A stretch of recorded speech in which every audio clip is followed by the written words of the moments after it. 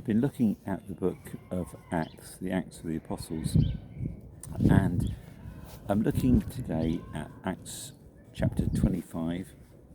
And as we went through the book of Acts, myself and my wife, recently, we started to look in more detail at different parts of this book, the story, the narrative, and particularly the narrative with Paul.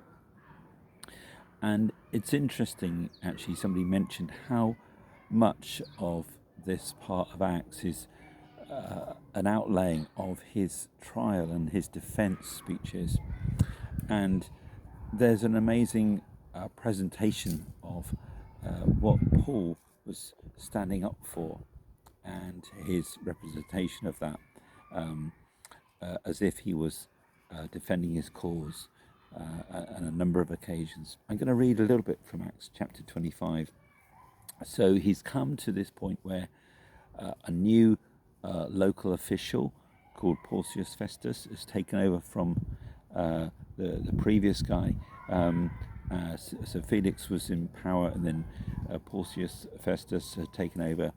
And so this gives a fresh opportunity for his accusers in a certain way, and also it's a fresh opportunity, of course, for Paul to put out his case again. And so I'm just going to read this from Acts 25, starting from verse 1. 3 days after arriving in the province, Festus went up from Caesarea to Jerusalem, where the chief priests and Jewish leaders appeared before him and presented the charges against Paul.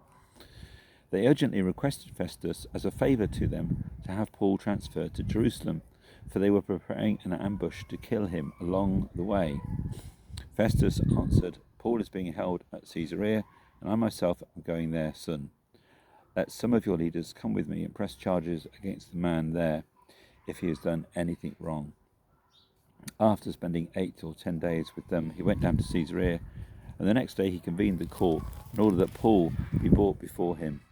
When Paul appeared, the Jews who had come down from Jerusalem stood around him, bringing many serious charges against him, which they could not prove. Then Paul made his defense. "I have done nothing wrong against the law of the Jews, or against the temple, or against Caesar." Festus, wishing to do the Jews a favour, said to Paul, "Are you willing to go up to Jerusalem and stand trial before me there on these charges?" Verse 10, Paul answered, "I am now standing before Caesar's court, where I ought to be tried. I have not done any wrong to the Jews, as you yourself know very well. If, however, I am guilty of doing anything deserving death, I do not refuse to die. But if the charges brought against me by these Jews are not true, no one has the right to hand me over to them. I appeal to Caesar." Verse 12 says, after Festus had conferred with his council, he declared, "You have appealed to Caesar you will go."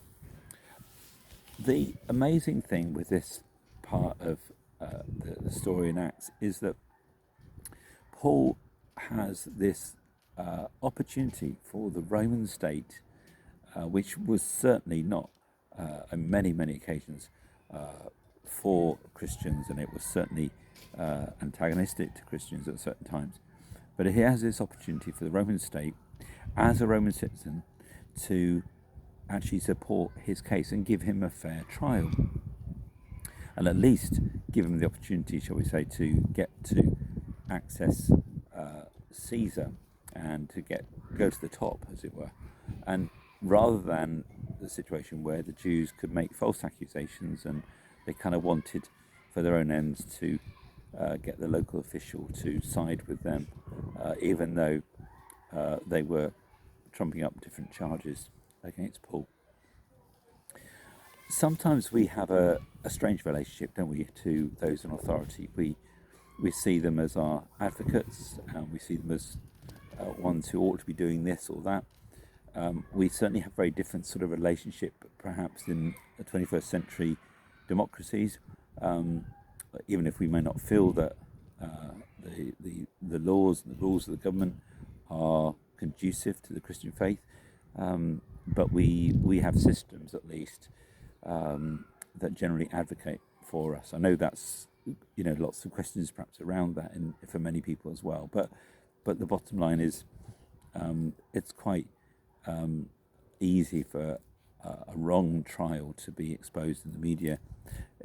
There are quite good, robust systems generally in place. Although As I say, that can be questioned on some points. And it's important for us to understand too that we have to work through this relationship with authority, and at times this is going to be very much in our benefit. Other times it might be working against us as Christians, but let's not forget the moments when God uses that for our blessing.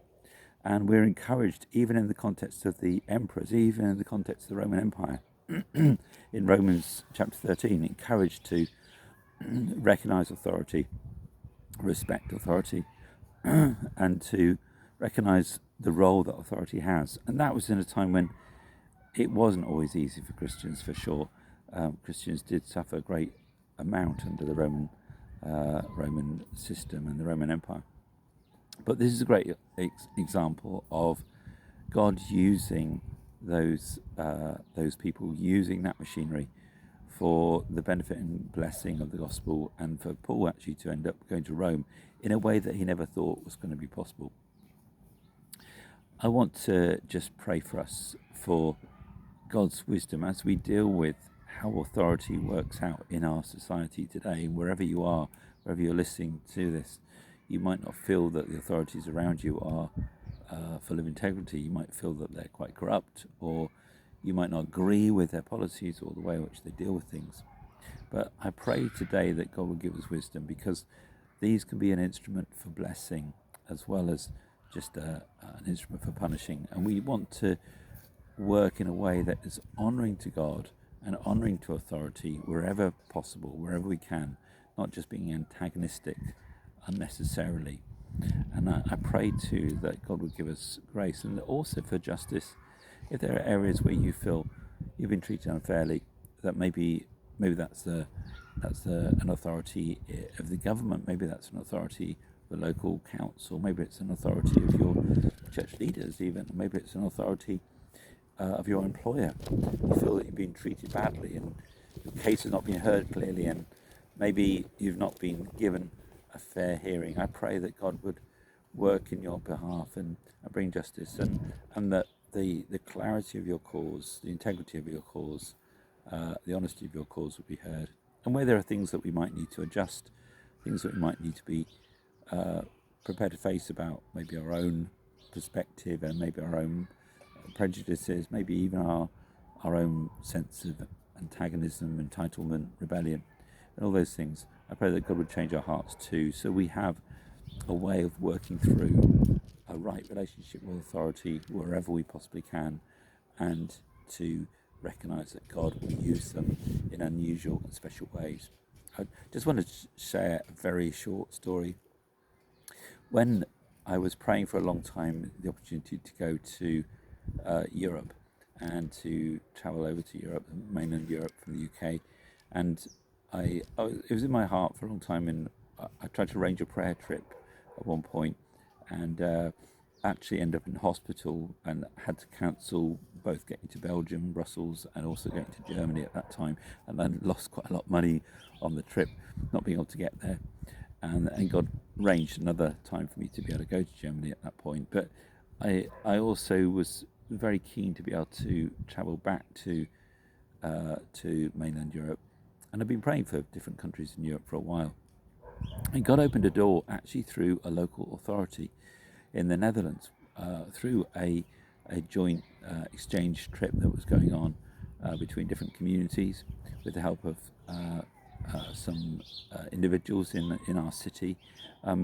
We actually were invited as local residents from my community to go over to the Netherlands, and the trip was actually paid for by the local government of The Hague, and we had to pay a little bit of money towards some meals and things, but actually pretty much almost all of our expenses were covered by the local authority, the local government of The Hague in the Netherlands, and our flights, our accommodation, pretty much a lot of our food actually as well, and we were treated incredibly well.